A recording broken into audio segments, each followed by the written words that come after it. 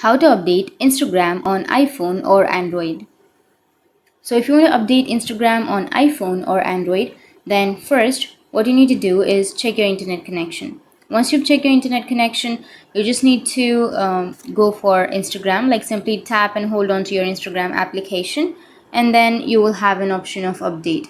If you don't have an update right there, then if you're using iPhone, then you can go with your app store, and if you're using Android, then you can go with your Play Store. So simply open up the respective application, go for the search and search for Instagram. Once you search for Instagram, here you will have Instagram application, right? So you will have the open button, but instead of that open button, if you have any updates on your Instagram, then you will have update option. So instead of the open, if you have any updates, then you can simply tap on that update and you can update your Instagram. But for now, I have already updated my application and I don't have any updates right now. But if you have any updates, then you can go and update from here.